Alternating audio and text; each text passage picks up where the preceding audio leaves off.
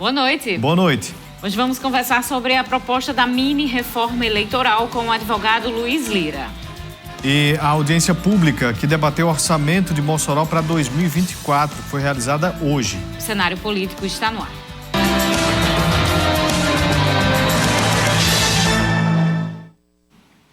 Segunda-feira, espero que você tenha descansado, aproveitado o seu final de semana. A gente começa aqui mais uma semana de muita conversa política. Parece que aqui em Mossoró o povo já está começando, os bastidores estão se movimentando, viu, Vonúvio? Da semana passada para cá, a gente tem visto movimentações aí em relação às eleições do próximo ano e em Brasília também, né? Você tem acompanhado toda a discussão que segue agora para o Senado em relação a alterações na legislação eleitoral, nas regras eleitorais, que está sendo chamada de mini-reforma eleitoral, que não é tão mini assim. Nós vamos conversar sobre este assunto com o advogado especialista em direito eleitoral, Luiz Lira, que está aqui no estúdio com a gente. E você pode mandar sua pergunta sobre o assunto através do nosso Twitter, através do WhatsApp 88028979 e no nosso Instagram, @cenáriopolíticotcm. Participe com a gente.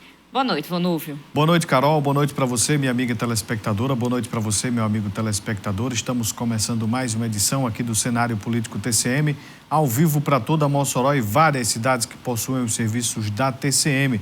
Vamos já de informação. Hoje foi dia de audiência pública sobre o orçamento de Mossoró para o próximo ano. Prefeitura e vereadores discutiram o projeto enviado pelo Executivo Municipal. Nesta segunda-feira, a Câmara Municipal de Mossoró realizou audiência pública sobre a LOA 2024, que é o orçamento do município para o próximo ano. Na audiência, o secretário municipal de Planejamento, Cadson Eduardo, explicou a destinação dos recursos para 2024. O valor total é de R$ 1.141.918.947,40.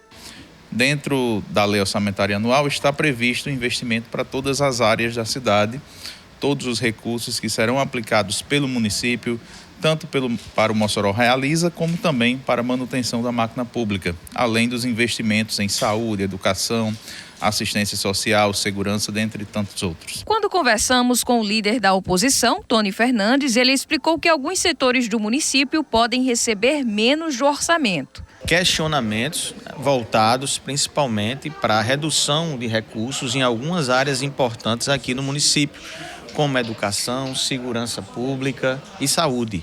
Foram remanejados milhões de reais destas pastas e levadas para outras pastas, como infraestrutura e o gabinete do prefeito, né? A Secretaria de Governo. No caso, a saúde da cidade de Mossoró está na UTI. São muitos problemas relacionados à falta de exames, cirurgias, né?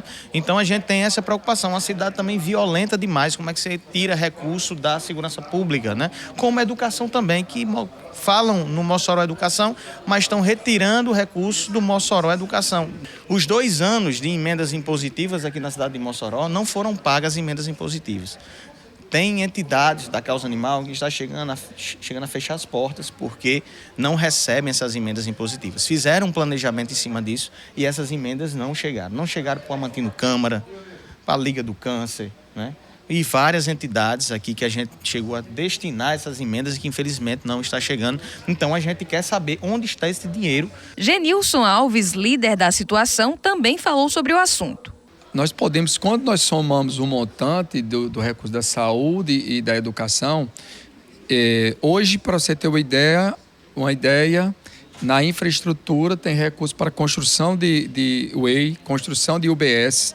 Quando somado esse valor, nós temos quase 300 milhões, tanto para a saúde quanto para a educação. Somado a essas construções, nós vamos chegar a mais de 300 milhões que serão investidos tanto na saúde quanto a educação. Então, assim, é importante somar todo. Sem contar que houve algumas diminuições de repasses federais, né, para essas faixas. Mas mesmo assim, mesmo dentro desse contexto, Mossoró ainda terá assim, um montante significativo que será investido tanto na educação quanto na saúde. Entre as emendas estão as impositivas, de execução obrigatória, cuja reserva de contingência é referente a 1,2% da receita corrente líquida. Como o projeto da LOA estima para 2024 a RCL em pouco mais de 13 milhões de reais, cada parlamentar destinará no orçamento R$ 567.865 em emendas impositivas. Cada vereador terá já em orçamento mais de R$500 mil para direcionar de emendas impositivas. Antes não tinha essa previsão, né? Então a peça ela foi construída a várias mãos. Diante dessa construção já foi contingenciado lá, separado lá esse recurso para que os vereadores possam encaminhar para onde eles acharem interessante. Após a audiência pública, o documento é encaminhado para as comissões da Câmara e retorna para votação em plenário, em 2 turnos. Nós temos até o mês de dezembro para votar em 2 turnos a LOA 2024, que o orçamento será executado pelo município a partir do 1º de janeiro. Então segue essa tramitação normal, pode haver alguma alteração nesse calendário? Pode, mas nós temos aí um prazo extenso até o mês de dezembro para votar o orçamento do município de Mossoró. Segue aberto o prazo para a apresentação de emendas por parte dos vereadores. E os vereadores, cada um, à sua maneira, está abrindo espaço para sugestões da população. Alguns nas redes sociais, alguns abrem ali o gabinete através de seus assessores. Então, se você tem sugestão, quer conversar aí com seu vereador sobre sugestão para a destinação das emendas impositivas, pode procurar, porque o prazo ainda está valendo, né, Vonúvio? E agora a gente segue nosso programa e começa a nossa conversa com o advogado Luiz Lira, porque o projeto de lei 4.438 de 2023, chamada mini-reforma eleitoral, está tramitando no Congresso Nacional, foi aprovado na Câmara, segue agora para o Senado. E, a partir daí, tem muita coisa que pode mudar para as eleições já do próximo ano. Então, Luiz, boa noite e muito obrigada pela presença. Vamos explicar primeiro para o nosso telespectador até quando essa lei precisa ser aprovada, esse projeto precisa ser aprovado, para que no próximo ano a gente já tenha novas regras para a disputa eleitoral. Boa noite. Boa noite, Carol. Boa noite, Vonúvio. Boa noite a todos que nos assistem. É um prazer estar de volta aqui ao cenário político.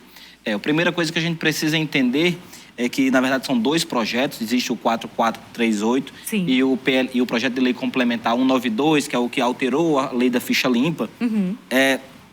Precisam ser sancionados pelo presidente da República até próximo dia 6 de outubro, ou seja, 1 ano antes das eleições. E por que isso?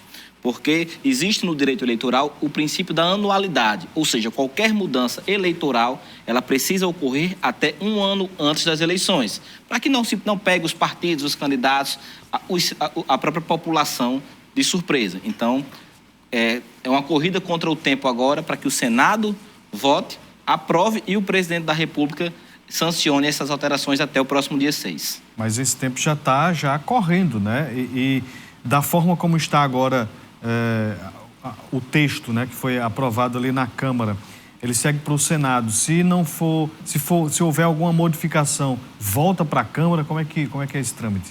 Exatamente. Qualquer alteração que tenha a ser feita vai ter que ser também apreciado ainda pela Câmara. Então, assim, está realmente uma corrida contra o tempo. É o típico do brasileiro de deixar tudo para a última hora. Então, mais uma vez, na verdade, eu sempre comento que nas eleições municipais, elas sempre servem como cobaia para a legislação eleitoral. Vamos testar aqui. E sempre é votado às pressas. Até mesmo em 2022, tentaram ocorrer algumas mudanças, mas também votando às pressas e o Senado acabou barrando muitas delas, né? Para 2024 agora, a tendência, pelo que se diz, é que o Senado aprove, sem qualquer dificuldade, e aí o presidente sancione até o próximo dia 6. Vamos, então, fazer um intervalo. E aí, no próximo bloco, a gente traz as principais mudanças e discute aqui com o Luiz Lira. Já, já.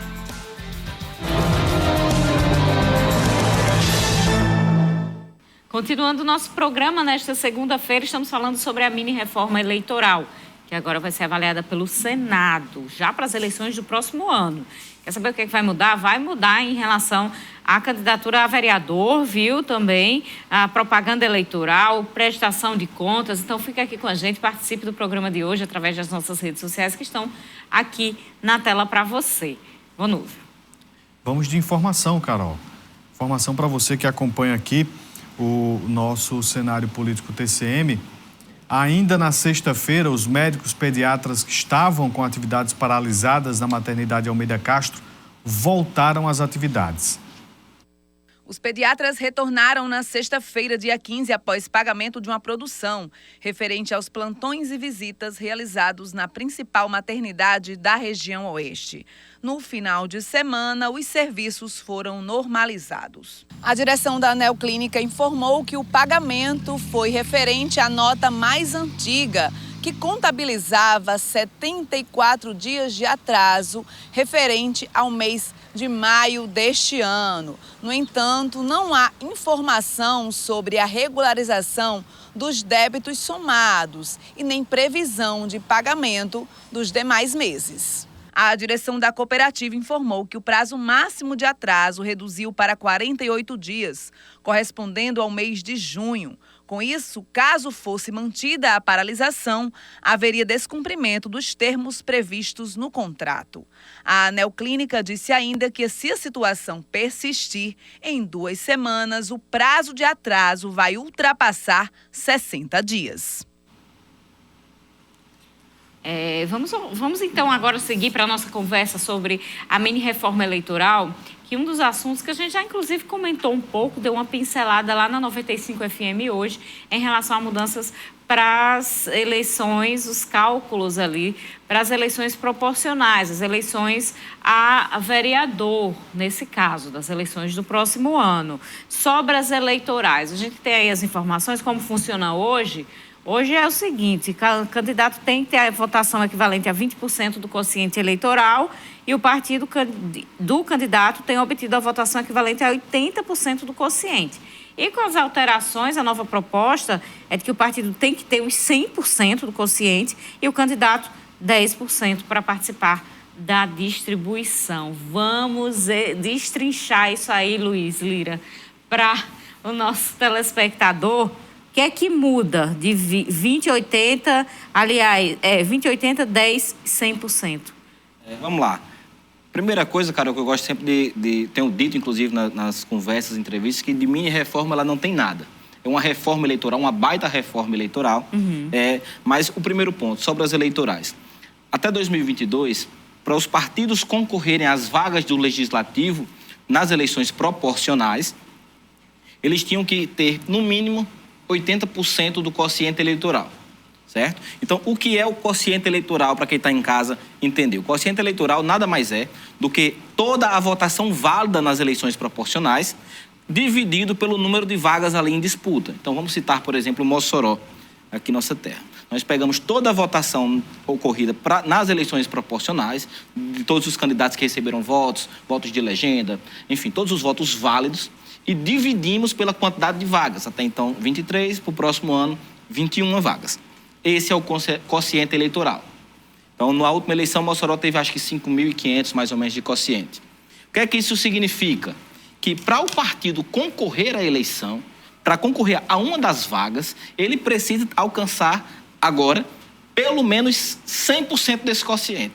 Partido que obtiver, se o quociente for 5.000, o partido obteve 4.999 votos, está fora da jogada. A partir dessa premissa, abre-se a disputa e os cálculos a serem realizados para os candidatos que forem se eleger dentro daquele partido, dentro do quociente partidário.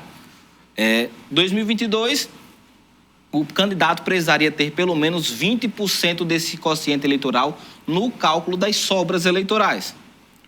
Hoje, basta ter 10%, como aconteceu também em 2020. Para os vereadores, na verdade, de um certo modo, não teve muita mudança, porque de 20 para 24 a tendência é que vá se manter a proporção dos 10%. Mas agora o partido tem que atingir o quociente eleitoral. Se não atingir o quociente eleitoral, está fora, inclusive, do cálculo das sobras. Totalmente? Não. O legislador, eu não sei particularmente se foi uma pegadinha ou não, ele traz numa quarta e última hipótese de cálculo das sobras de que os partidos que não atingiram o quociente participem. Só que, analisando friamente, nunca vai chegar a essa fase. Precisaria que os partidos que atingiram o quociente não tivessem mais candidatos suficientes para preencher as vagas. Então, assim, no meu entender, foi mais uma forma de tentar omitir ou calar os partidos que não vão atingir, a tendência é que não atinjam esse quociente eleitoral. Mas, para o candidato, 10% facilitou muito a vida, porque muita gente já estava preocupada de ter que fazer pelo menos 20% desse quociente eleitoral. Inclusive, já tem presidente de partido, pré-candidatos, já de olho nesta contagem para, de fato, repercutir ali na eleição de alguns nomes. E falando sobre contas eleitorais, nós temos também aí uma tabela que traz aí informações sobre contas eleitorais. Legaliza a doação por Pix, o uso de instituições de pagamento, máquinas de cartão de crédito e cobrança virtual ou cooperativas de crédito e financiamento coletivo por vaquinhas para doação de pessoas físicas. Candidatos... Aí facilita, né, Luiz? Facilita. As doações, né? Na verdade, a gente tem que... A legislação precisa se adequar à nossa realidade. Pix, eu creio que seja a operação mais utilizada no Brasil hoje, bancária. Então, a legislação não trazia essa situação e agora há essa permissão da utilização do Pix como forma de pagamento. Certo? Vaquinha já existia, então ele apenas fez uma readequação da lei, possibilitando. A gente tem outros pontos, como autorização de recursos públicos para pagamentos de despesas pessoais dos candidatos e compra e aluguel de veículos, embarcações e aeronaves. E que despesas são essas, pessoais? Vamos lá. O que o legislador quis dizer com isso?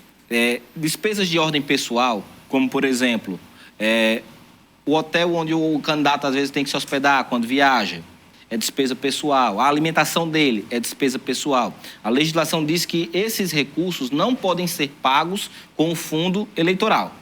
Ele pode pagar com as despesas, com as receitas que ele recebe de doações, por exemplo.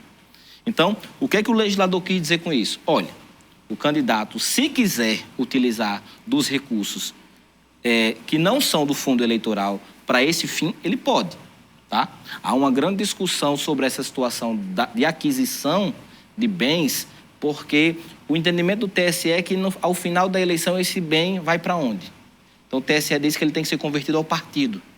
Então essa situação eu não sei até onde vai, mas a ideia do legislador é possibilitar ao candidato que ele faça o pagamento dessas despesas pessoais do dia a dia dentro da prestação de contas, desde que não utilize os recursos do fundo eleitoral, mas sim doações privadas, por exemplo. Então, contratação de seguranças vai para... Contratação de seguranças também é uma dessas, porque é do candidato, não é da campanha em si, né? Eu creio que das alterações aí, o que é que traz mais? Alteração, estabelecimento das prestação de contas simplificadas para os candidatos. O que basicamente foi isso? Ele diz o seguinte, que o partido, durante todo o ano, não só na eleição, e os candidatos nas eleições que não realizarem gastos eleitorais, ou seja, aquele candidato que não quis fazer campanha, não teve gasto nenhum, ele não precisa mais prestar contas de forma formal à Justiça Eleitoral.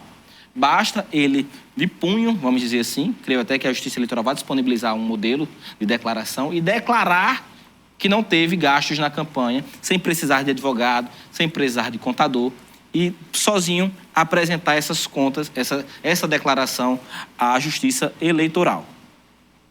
Tá? E essa prestação de contas, atenção, imagem aqui pra gente. Essa prestação de contas, ela tem um tempo para acontecer? Muda esse prazo? Não, a prestação de contas ela já tem previsão legal. Existe a prestação de contas, parcial, no intervalo da campanha, durante a campanha eleitoral, e existe a prestação de contas final, que ocorre após o fim das eleições, que todo candidato tem a obrigação de apresentar. O que a Justiça Eleitoral, o que o legislador está fazendo agora é que aqueles candidatos que não praticarem gastos, não precisam prestar contas formalmente, mas estão somente declarar que não gastaram, né? Isso também serve para os partidos. Se o partido durante todo o ano não tiver nenhum gasto, basta declarar à Justiça Eleitoral de forma simplificada de que não praticou nenhum gasto como esse. Olha, ainda sobre contas eleitorais, recursos do fundo partidário poderão financiar a segurança de candidatos no período entre a convenção partidária e o segundo turno, que é durante a campanha eleitoral. Esses recursos, eles não podiam ser utilizados para esse fim. Exatamente. Agora, ele vai poder ter essa utilização. Na verdade, não tinha nem previsão da segurança. na legislação de ter segurança armada, de ter segurança para o candidato, Sim. agora ele vai poder utilizar e fazer essa contratação para garantir isso. E vocês vejam que existiram algumas mudanças pós-eleições de 2022, me permite comentário. Essa é uma delas, que foram eleições bem complicadas em questão de segurança. E um outro ponto, que eu acho que vocês muito bem comentaram na época, transporte público no dia da eleição. Ah, sim. Agora, o ente público é obrigado a, no mínimo, manter a mesma frota do dia a dia no dia da eleição. No mínimo. Ou aumentar. Se o gestor que diminuir a frota ou esconder a frota, parar a sua frota de veículos públicos no dia da eleição, ele vai responder, além da ato de improbidade administrativa, mas também por abuso de poder. Isso, então, e essa mudança está foi definida quando? Agora também nesse projeto de lei 4438. Sei. Traz também essa possibilidade, essa obrigação ao gestor público. Porque, creio eu, devido à mega discussão que se gerou nas últimas eleições sobre a ausência de transporte público, ônibus parados e tudo mais. Então, agora não. Agora o gestor é obrigado a ter, no mínimo, a mesma frota. Ainda sobre contas eleitorais, a gente tem um item que é sobre fundo partidário e fundo de financiamento de campanha impenhoráveis e não podem ser objeto de bloqueio judicial ou penhora. O legislador, ele quis garantir o recurso para a eleição. Então, veja só. Ele primeiro tem esse ponto que ele diz, olha, o fundo eleitoral, os recursos eleitorais não podem ser penhorados na justiça. Por exemplo, eu contratei os serviços de Vanúvio para a minha campanha, não paguei a ele, e ele entra com uma ação para cobrar o dinheiro e o juiz manda penhorar do fundo eleitoral. Não pode. Não pode. Criaram outras situações, como, por exemplo, o partido não pode sofrer nenhuma sanção durante o segundo semestre do ano eleitoral, que é quando, de fato, acontecem as eleições, que impeça o recebimento de recursos eleitorais. Então, assim, o legislador criou alterou uns 3 ou 4 tópicos da legislação eleitoral para garantir que o partido receba os recursos. E aí entra até um pouquinho, eu creio que vocês vão falar ainda, também dos recursos garantidos às mulheres. Né? Sim. Luiz Lira, em relação à ficha limpa, quais são as mudanças em relação à ficha limpa que o projeto de lei traz? A lei da ficha limpa teve alteração já nesse projeto de lei complementar 192, talvez seja o ponto de maior discussão. Mas a minha opinião é que foi um projeto acertado. Porque o que é que muitas vezes acontecia? Vamos exemplificar para quem está em casa entender.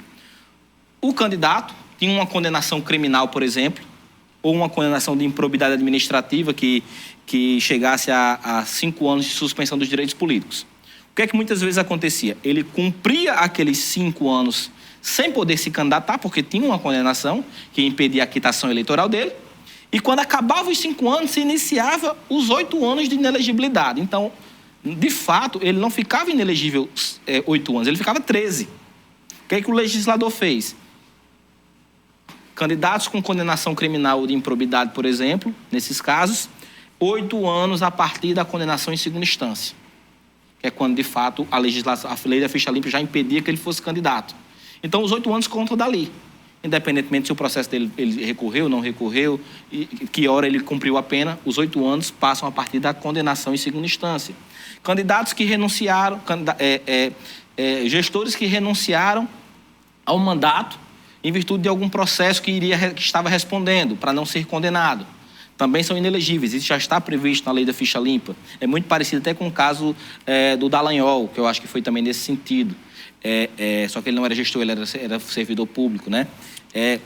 Também, nesses casos, os 8 anos contam de onde? Da renúncia do candidato. Então, quando naquele momento que ele renunciou, conta-se os 8 anos. Foi uma forma do legislador garantir os 8 anos de inelegibilidade. Existem muitos movimentos contrários, principalmente os defensores e os criadores da lei da ficha limpa, o Marlon Reis, mas, na minha ótica, foi uma forma de realmente uniformizar essas condenações, porque muitas das vezes o que é que a gente fazia? Vamos ver como é que está esse candidato, aí tem que analisar quando ele foi condenado, se ele já cumpriu pena, se ele já não cumpriu, enfim. Agora não, agora deixou de uma forma mais pacificada até o entendimento e garantindo que os 8 anos sejam cumpridos sem prolongação. Vamos para um rápido intervalo, daqui a pouquinho a gente volta e continua a nossa conversa aqui no Cenário Político.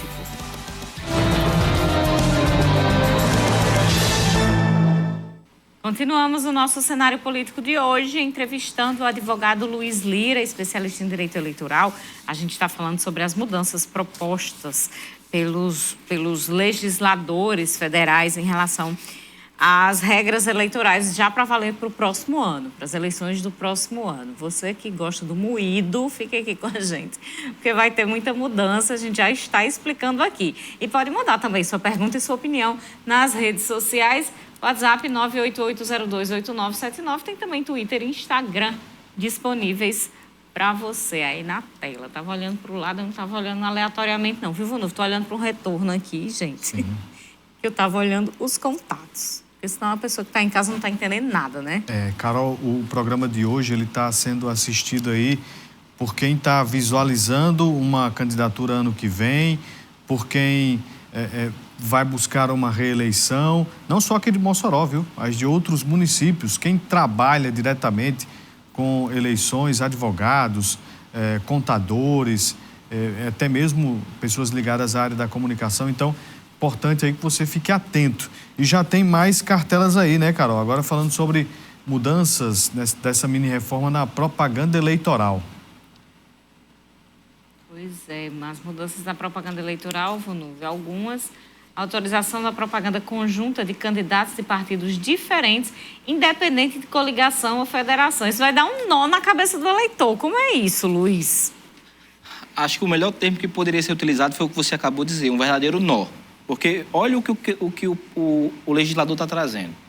Que um candidato A pode fazer uma propaganda com um candidato B de outro partido que não esteja coligado, e divulgar, inclusive fazer material impresso.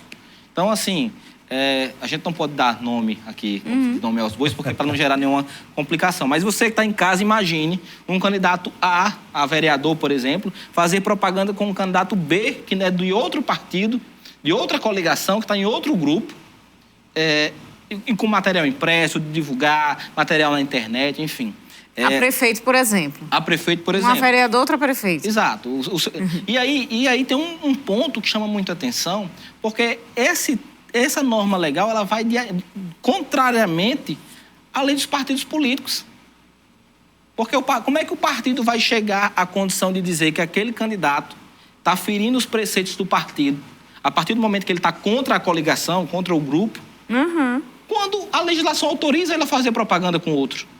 Então, assim, é um ponto muito delicado, é um ponto que a gente vai ver muito na rua, porque sempre acontece, a gente sabe disso, um candidato, principalmente candidato a vereador, não tá com aquele grupo político, não quer estar ali naquele grupo, não está gostando daquele candidato a prefeito, ele vai e pula para o outro lado no decorrer das eleições, ele vai poder fazer material gráfico, ele pode prestar contas normalmente, pode ir para a rua, espalhar a internet, onde quiser. Uma coisa é o começo da campanha e outra coisa é o finalzinho. Exatamente. Onde tem o pula-pula, né? Tem nas convenções todo mundo tá junto, né? Nas convenções todo mundo ali aliado. Mas quando vai o pula-pula, viu, Carol? E tem gente que ao longo da campanha consegue subir em diversos palanques diferentes, ficando candidatos ao mesmo cargo. Isso aconteceu, inclusive, nas últimas eleições aqui em Mossoró. Inclusive, Carol, se me permite, falando em convenções, a data das convenções também mudaram. Sim, foi. Foi. Ah, tá. Para quem gosta de convenção, tem um pessoal que gosta de ir, de assistir, de prestigiar, né? Antes era do 20 de julho a 5 de agosto. Agora não. Começa dia 10 de julho, antecipou 10 dias, até o dia 25 de julho. Então aumentou o período de convenção. O período se manteve, 15 dias, de 10 a 25 de julho. Mas aumentou o período para começar a propaganda eleitoral, ou seja, aumentou o período do fim da convenção até o início da propaganda eleitoral. Por que é a ideia do legislador de fazer isso? É de fazer com que os partidos registrem seus candidatos logo, para que dê tempo à Justiça Eleitoral julgar os processos de registro antes de começar a propaganda. Sim, aquele deferido indeferido. Exatamente. A ideia é aumentar esse lapso de tempo para que a Justiça Eleitoral consiga fazer esse trabalho, para que quem esteja inelegível já saiba, enfim, e tente fazer. Porque muitas vezes o que acontece? O candidato começa a campanha, gasta, faz tudo e no final não vai poder ser votado. A campanha permanece com 45 dias? 45 dias é mais do que suficiente já. Quando é que começa, então? Depois aí do registro das candidaturas, quando é que deve começar ano que vem? O período de pedir voto. 16 de agosto é mantido. Dia 16 de agosto, meia-noite, pode começar a pedir voto. Então, enquanto a isso, não mudou. O que mudou foi só a data das convenções. Sim. Antecipou um pouco mais para dar esse espaço de tempo até começar a propaganda eleitoral. 16 de agosto, de 16 de agosto até dia 6 de outubro, dia da eleição, que agora também pode pedir voto. No dia, o candidato pode passar, respeitadas as regras, fazer o pedido de voto. Olha, tem esse pedido de voto aí, tem propaganda também no dia da eleição. A gente fala já, voltando aí às mudanças na propaganda.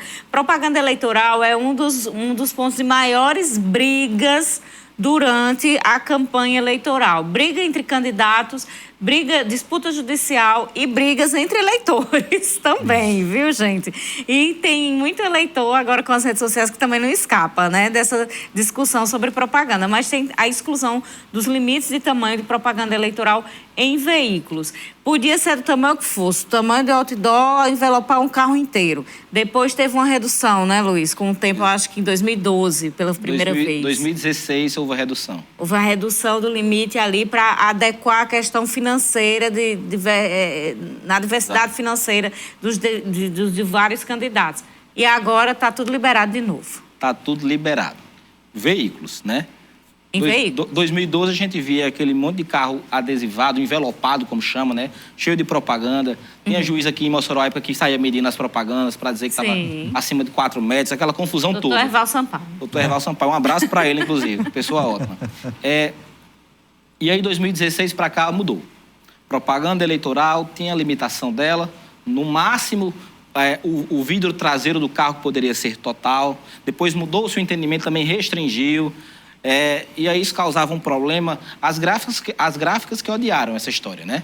Mas agora está tudo liberado.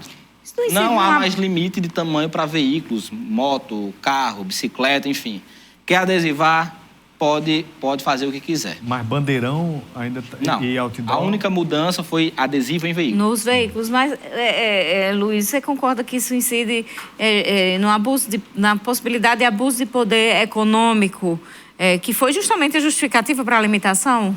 Sim, não, na verdade, é um contrassenso do legislador, porque em 2016 ele criou o limite de gastos, reduziu o tempo de campanha, aplicou meios de restringir a propaganda eleitoral, e quando eu falo restringir, de tamanho, para que não se tivesse um abuso, né? E agora, somente quanto a isso, ele retorna a possibilidade de o veículo ter qualquer tipo de propaganda, o que vai gerar muita discussão, porque, por exemplo, o veículo não tem limite de propaganda, mas aí se ultrapassar os famosos 4 metros quadrados, não estaria configurando efeito outdoor, que era inclusive um dos argumentos que o doutor Herval utilizava. Eu até conversando com o Márcio Oliveira hoje, eu disse, aquela discussão vai voltar. Sim. Se o tamanho do veículo não vai gerar um efeito outdoor, de modo que não fira esse ponto da legislação, mas fira outro. Criou um problema sem precisar. Uma coisa é adesivar um Fusca, outra coisa é uma Hilux ou aquelas ranjas gigantes, viu, Exatamente. Carol? E a gente tem aí agora a autorização da propaganda na internet no dia da eleição. E aí, Luiz? Mas propaganda assim, postagem no feed ou patrocinada? Não, postagem no feed. Patrocinada, ela vai acabar na véspera da eleição, 23h59, tá? Certo. A partir do dia 6 de outubro, vamos dizer assim, que vai ser a data da próxima eleição, nada de propaganda impulsionada. Existia uma discussão muito grande em eleições anteriores se no dia da eleição podia ou não podia. A legislação ela era omissa quanto a isso. E o que a gente sempre nas consultorias dizíamos? Se a legislação é omissa, vamos falar, vamos divulgar, né? Na eleição passada, aí disse, não pode mais. Não pode fazer propaganda no dia da eleição.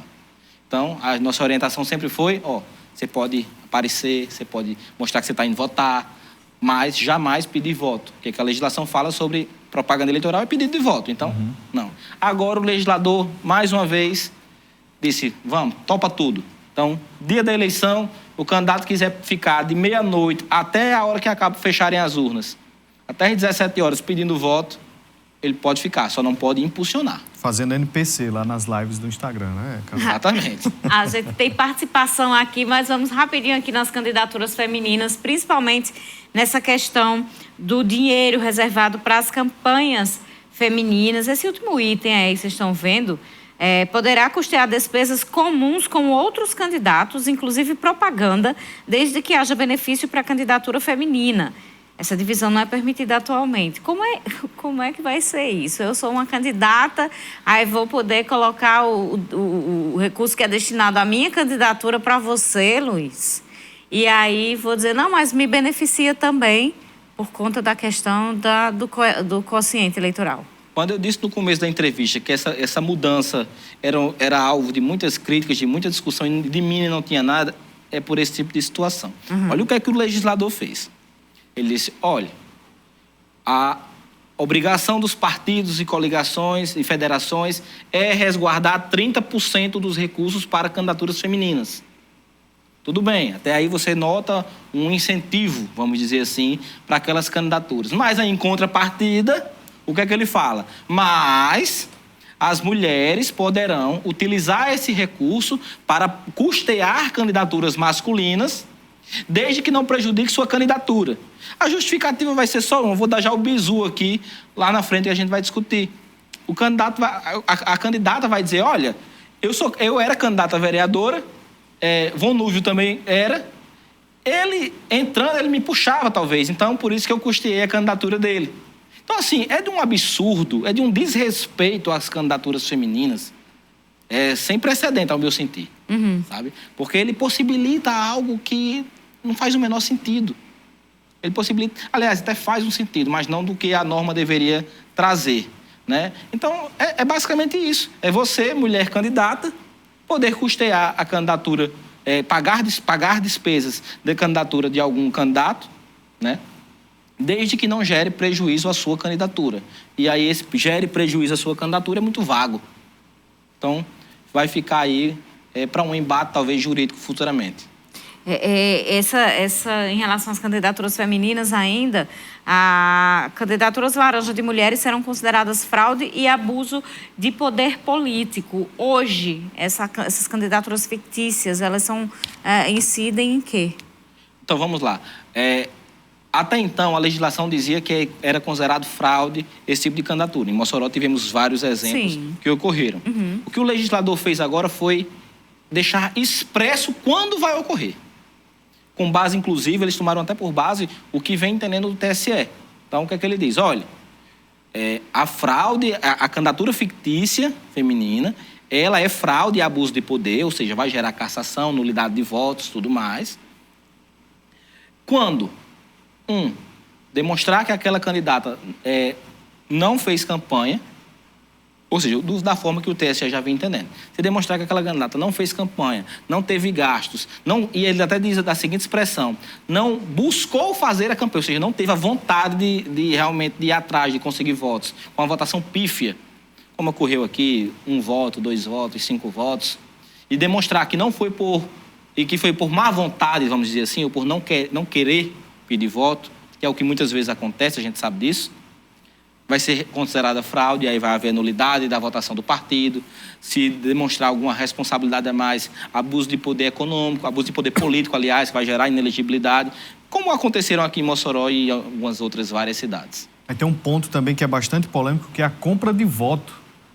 Quem comprar voto poderá ser punido com multa? Pois é, Von Núvio. Não à toa vem tendo tanta discussão. O legislador diz o seguinte, vou tentar casar essa situação com a situação da prestação de contas.